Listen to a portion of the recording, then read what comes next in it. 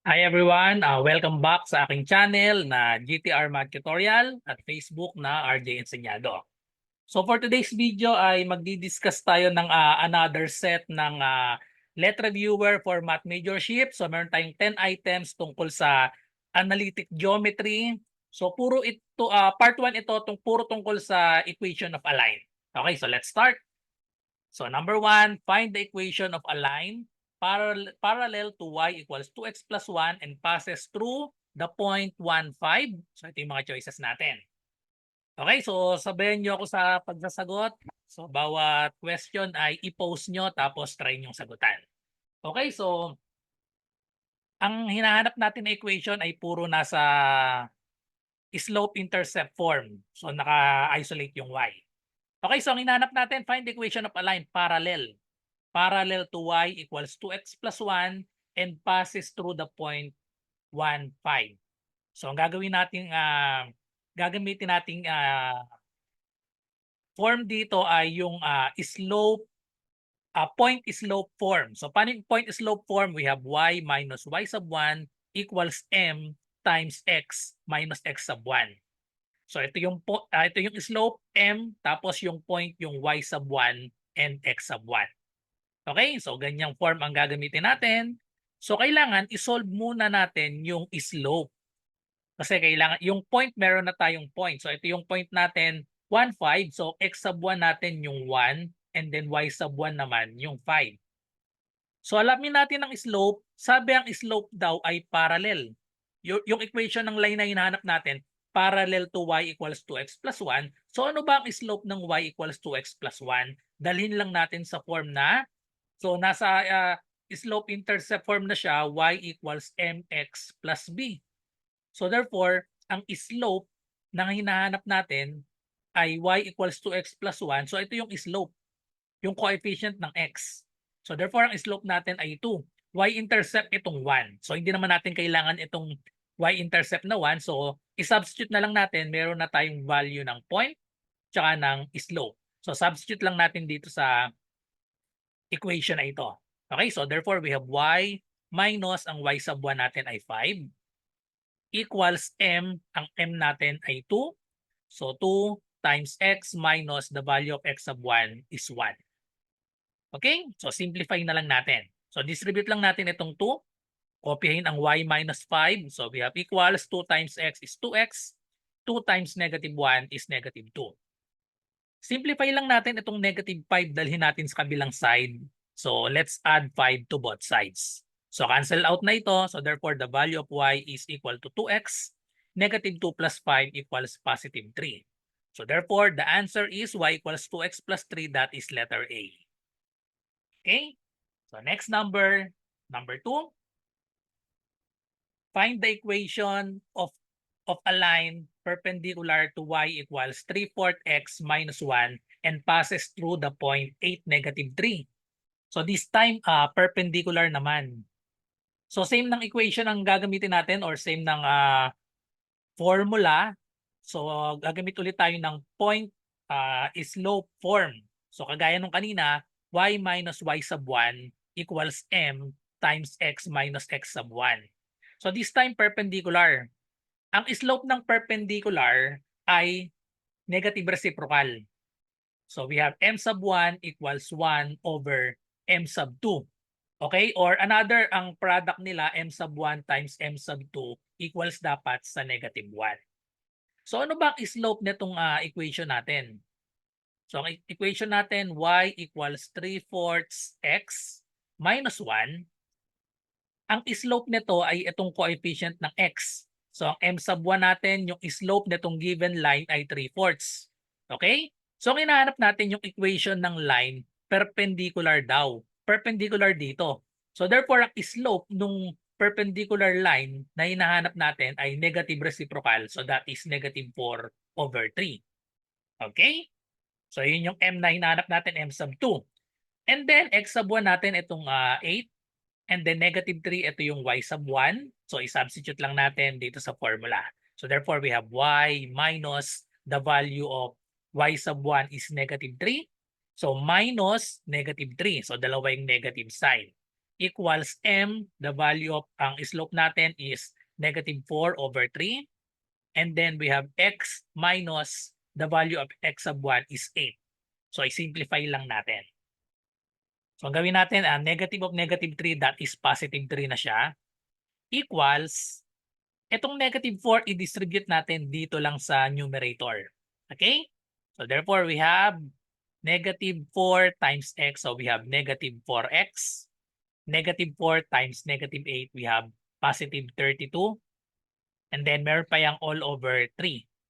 So kailangan tanggalin natin yung 3. So paano tanggalin si 3? Multiply natin both sides by 3. Okay? So multiply both sides by 3 para makancel na ito.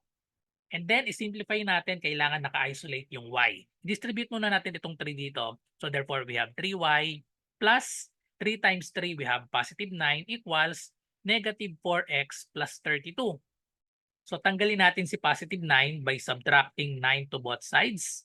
Cancel out na ito. So we have 3y equals negative 4x and then positive 32 minus 9. That is equal to positive 23. And then divide both sides by 3.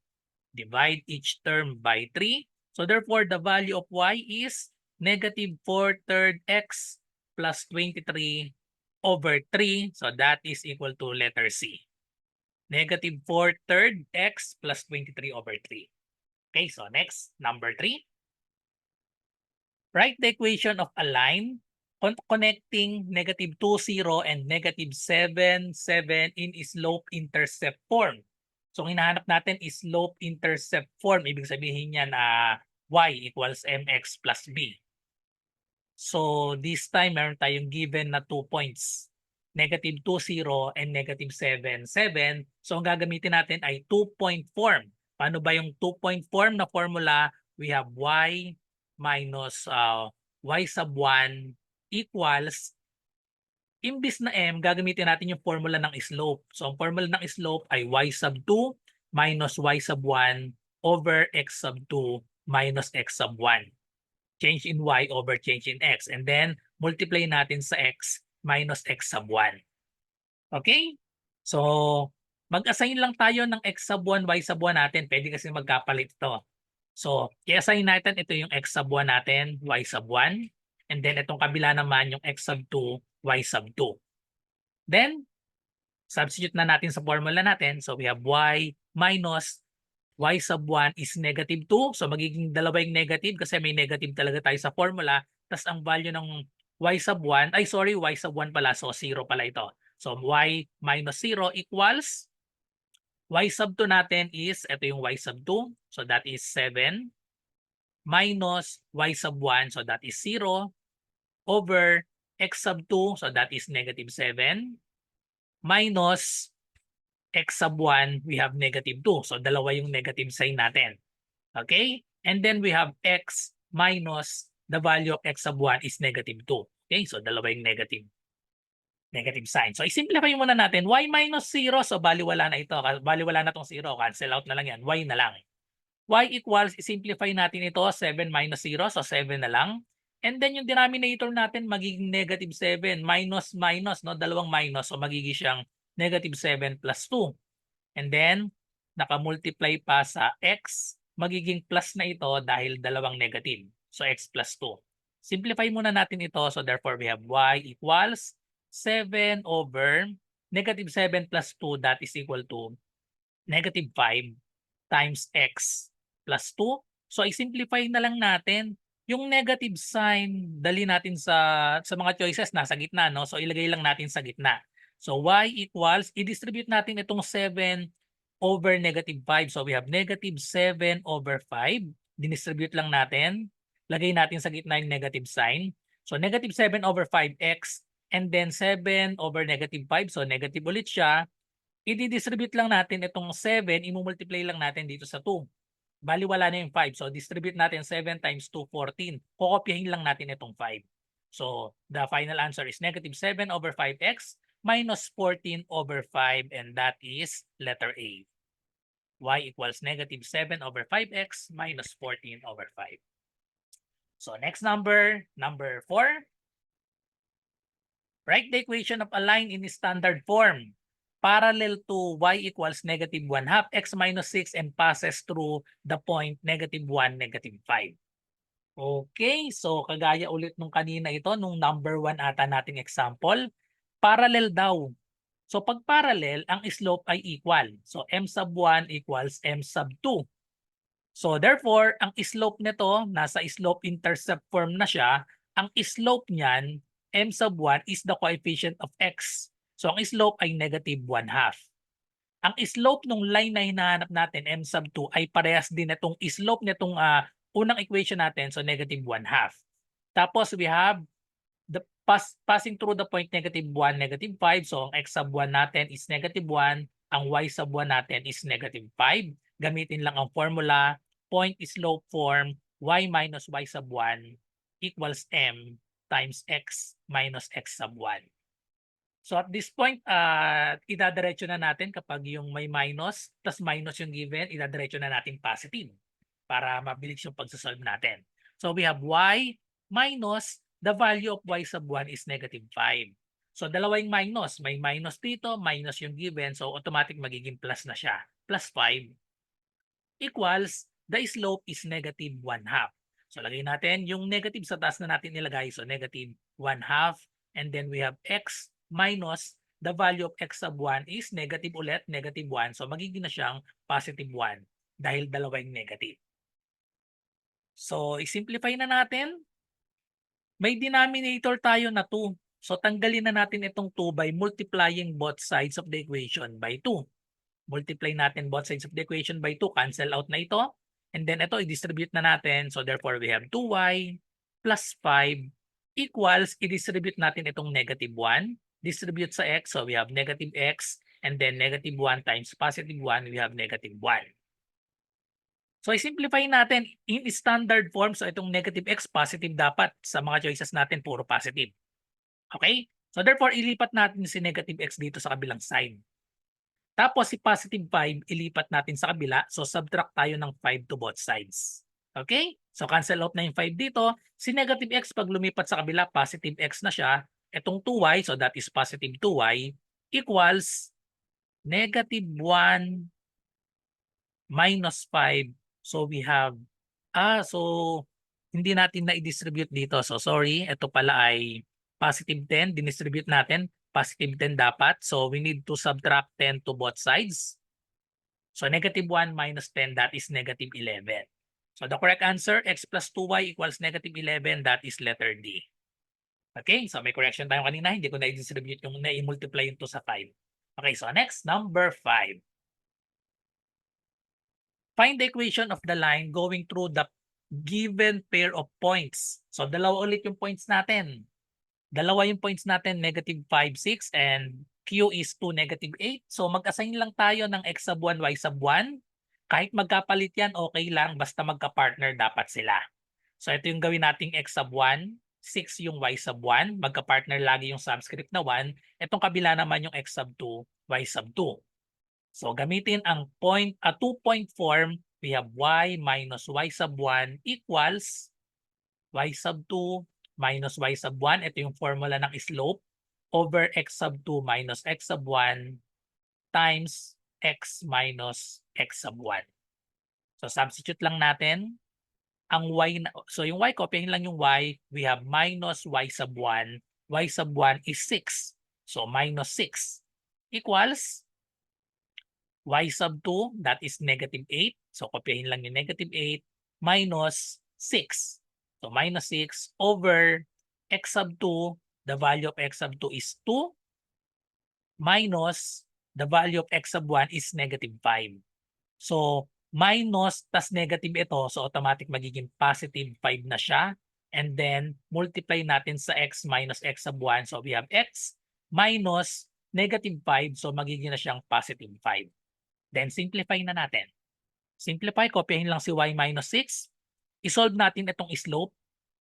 Negative 8 minus 6, so we have negative 14. And then 2 plus 5, we have positive 7. And then times x plus 5. So simplify natin ito, negative 14 divided by 7. Pwede siyang ma-divide eksakto. So that is equal to negative 2 times x plus 5. So dalhin natin sa ganitong form. Yan, sa ganyang form, dalhin natin. So magkasama dapat yung x tsaka yung y. So i-distribute muna natin. So this will be negative 2x and then negative 2 times positive 5, we have negative 10. So kopyahin lang yung y minus 6. Kailangan daw positive itong negative 2x, no? So ilipat natin sa kabilang side. Or pwede, mag-ano na lang tayo, add 2x to both sides. Gawin natin 0 ito.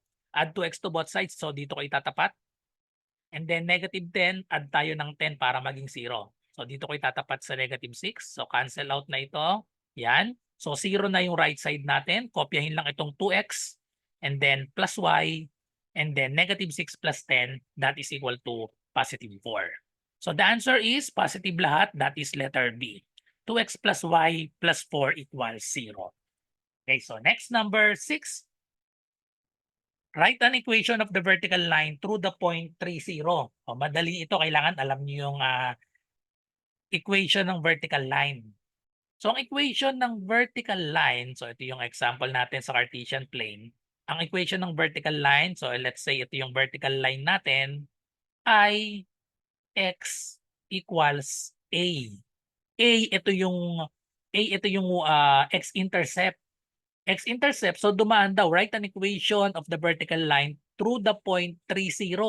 So 30, ito yung ano natin, so lagyan natin 1, 2, ito yung 3. So therefore, ang equation lang ng line natin, x equals a, ang a yung x-intercept, so sa given natin, ito yun, 3. So therefore, ang equation na automatic ay x equals 3. So tandaan lagi kapag vertical line, ang equation niyan ay x. Kapag horizontal line naman ay y. Y equals b sa horizontal line. Okay? So x equals 3, the answer is letter A. Next, number 7. So ito naman, horizontal line naman ito. Find the equation of a horizontal line through the point negative 8, 6. So equation ng horizontal line, so sabi ko nga kanina, di ba? So tingnan lang natin itong y-intercept. Ayan, 6. Negative 8, 6. So ang y-intercept natin nandito sa 6. Dadaan siya sa 0, 0, 6. So dito siya, 0, 6. So ang equation niyan ay y equals kung ano itong point natin dito, yung y. So y equals 6 ang equation ng horizontal line. So therefore that is letter D, y equals 6. Okay, so ganun lang kasimple pag horizontal line at vertical line, tingnan nyo lang yung given na point. Okay, so next, number 8. Find the equation of the line in standard form, ax plus by equals c with a is greater than 0. So pag sinabing standard form natin, yung a lagi, positive lagi yung a. So given through the points negative 4, 6, and 9, 10. So given ulit ang dalawang points natin, x sub 1, y sub 1. Again, pwedeng magkapalit ito. X sub 2, y sub 2. Kahit magkapalit yan, basta magka-partner sila, same answer ang lalabas. So gamitin dahil given ang 2 points, gamitin ang formula y minus y sub 1 equals m. Ang formula ng m ay y sub 2 minus y sub 1 all over x sub 2 minus x sub 1 times x minus x sub 1. Substitute lang natin yung mga given natin. We have y, at this is y lang, but naging dalawang y sub 1. So y minus the value of y sub 1 is 6. Ayan. Equals, solve natin yung formula sa slope. We have y sub 2, that is 10. Minus y sub 1 is 6. Over x sub 2 is 9. And then minus x sub 1 is negative 4. Dahil negative siya, magiging positive dito, positive 4. And then multiplied by x minus x sub 1, again negative 4. So magiging positive 4 siya dito. Simplify lang natin itong slope natin. So simplify natin yan. We have y minus 6 equals 10 minus 6. So dito ko na-scratch na lang 10 minus 6, that is 4. Over 9 plus 4 is 13. So hindi pala siya masisimplify. So isulat lang natin dito 4 over 13 multiplied by x plus 4. So kailangan tanggalin natin si 13. So multiply natin both sides by 13 para ma-cancel yung denominator natin. So cancel out na ito. Ang gagawin na lang natin, i-distribute. So 13 times y, we have 13y. And then 13 times negative 6. 6 times 3, that is equal to 18. 6 times 1 is 6. Plus 1, so we have 78. And then equals, distribute natin ito. So we have 4 times x, 4x. 4 times positive 4, we have positive 16. So kailangan naka-standard form, positive daw yung ax. So positive itong 4x, ibig sabihin ilipat natin sa kabilang side itong dalawa. So subtract tayo ng 13y to both sides. So dito ko ilalagay sa tapat na lang dito. Pero hindi natin siya i-combine ha, magkaiba yan. And then tanggalin si negative 78, so add 78 to both sides. Ayan, cancel na ito, 0 na yan. So yung 0 dito ko na ilalagay sa kabilang side. So sorry, hindi pala 0. So hindi ako napatingin dito. So ang gagawin pala natin, yung 13y lang pala ang ililipat natin. Dapat pala itong 16 ang ilalagay natin. So ayusin natin. Hindi agad ako napatingin sa choices. So yung choices pala natin, 13y minus 78 equals 4x plus 16. Magkasama lang daw yung y tapos magkasama yung constant. So itong 13y ilipat natin sa kabilang side. So magiging minus 13y siya. Tapos si positive 16 sa kabilang side, si positive 16.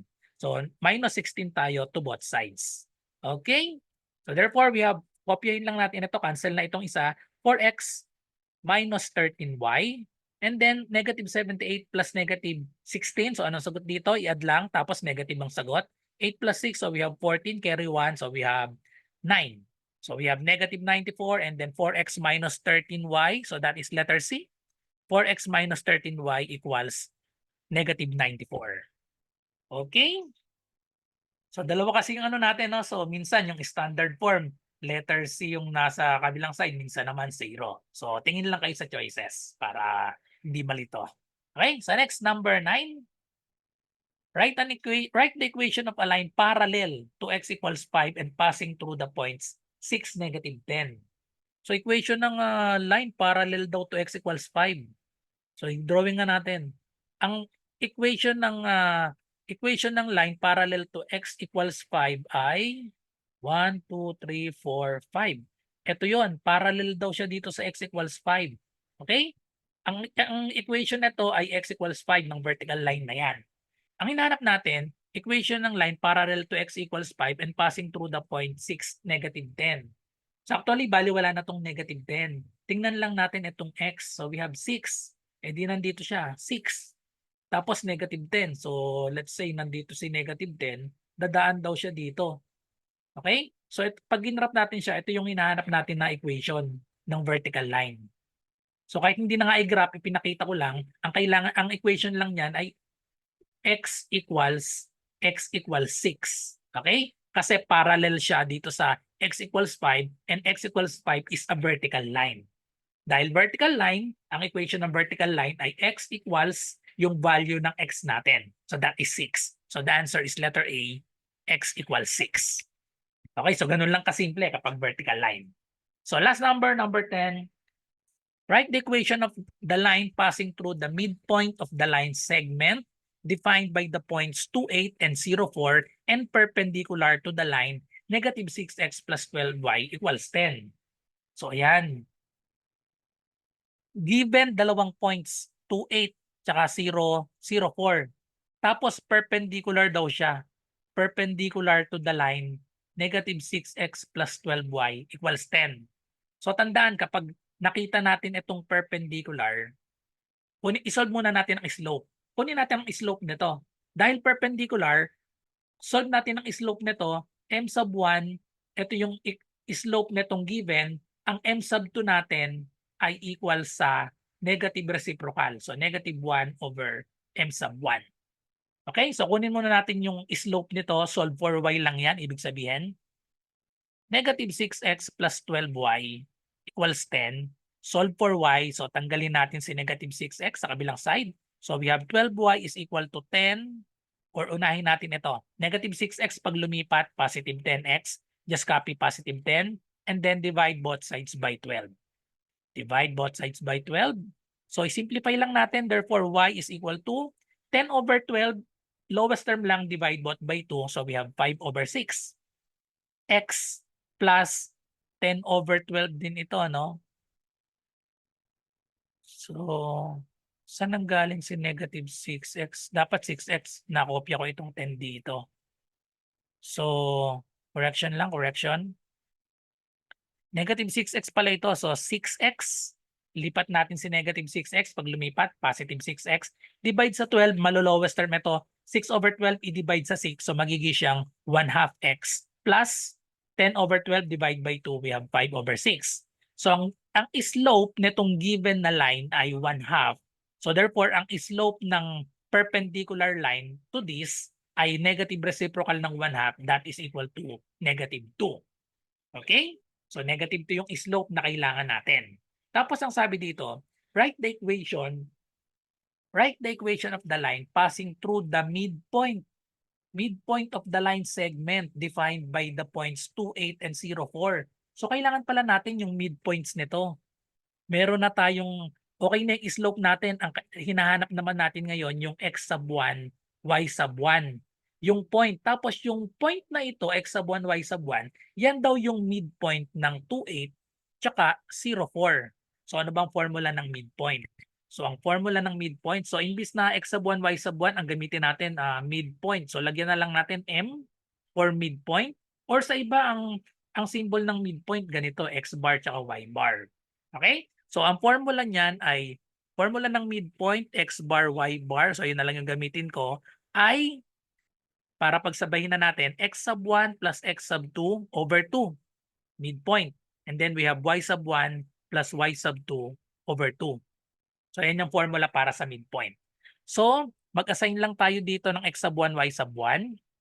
Burahin ko na muna ito para malinaw. So kahit alin dyan, so x sub 1, y sub 1, and then x sub 2, y sub 2. Then i-substitute lang natin sa formula natin. Ang x sub 1 natin ay 2 plus x sub 2 ay 0. Divide lang natin sa 2. And then ito naman kabila, y sub 1 is 8. Y sub 2 is 4. So 8 plus 4, divide natin sa 2. So therefore, ano na yung midpoint natin? Simplify na natin. 2 plus 0 is 2 divided by 2, that is 1. And then 8 plus 4, that is 12 divided by 2, that is 6.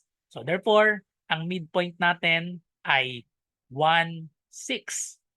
So i-substitute na natin sa point slope form. We have y minus y sub 1 equals m times x minus x sub 1.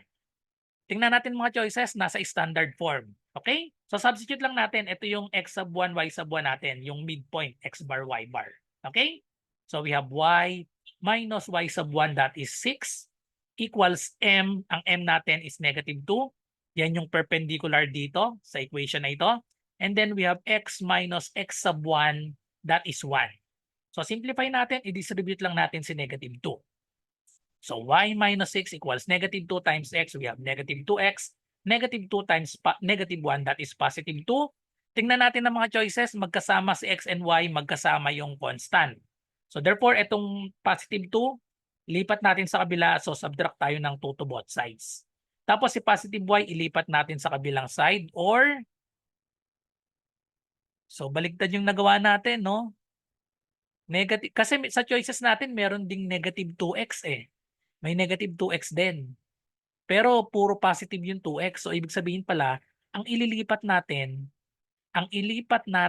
ay, oops, burahin ko muna to. Ang ililipat pala natin si negative 2x kasi sa mga choices, positive yung tatlo eh, no? So si negative 2x ilipat natin sa kabilang side. Si negative 6 ang ililipat sa kabilang sides. Okay? So therefore, add tayo ng 6 to both sides. Okay? So cancel na ito. Negative 2x pag lumipat, positive 2x na siya.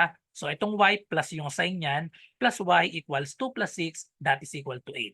So alin ng sagot natin? Letter B, 2x plus y equals 8. Okay? So that's all.